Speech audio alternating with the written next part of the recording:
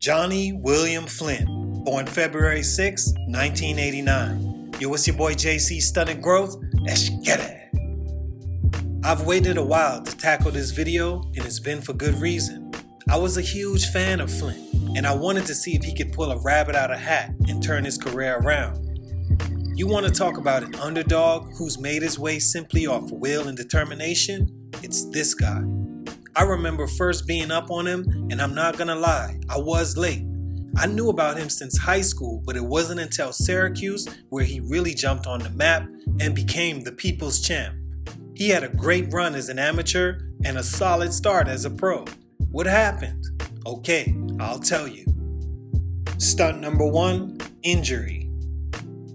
A former New York State Mr. Basketball, Jonny Flynn was on his way to becoming the next in line of the greats like Marbury, Telfair, and supposedly himself.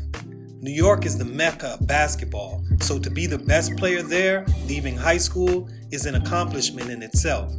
He was the number 4 point guard in his class and an All-American by time he was finished high school. In his senior year, Flynn averaged 26.7 points per game, 6 assists, 3 steals, and 3 rebounds. He would go on to commit to Syracuse University in order to remain close to home while playing for a big program.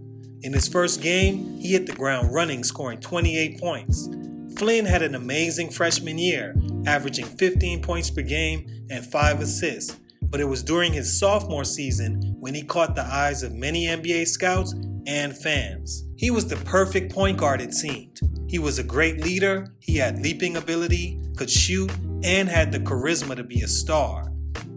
In the quarterfinals of the 2009 Big East tournament, Flynn led the Orangemen to a 127-117 win in 6 overtimes over the favorite University of Connecticut Huskies while playing almost the entire game. He had 34 points and 11 assists.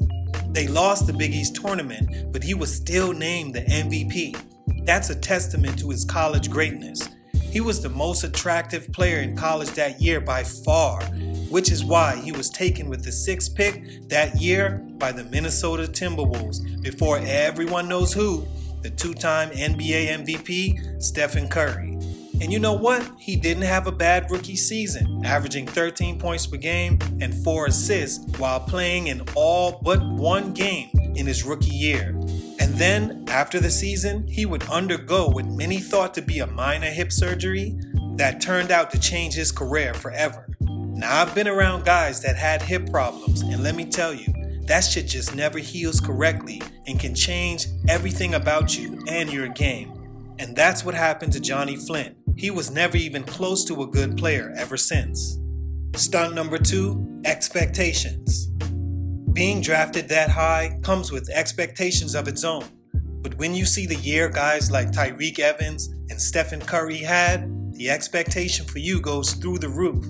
Steph looked so comfortable that season and was looking poised to take over that team and be a cornerstone point guard.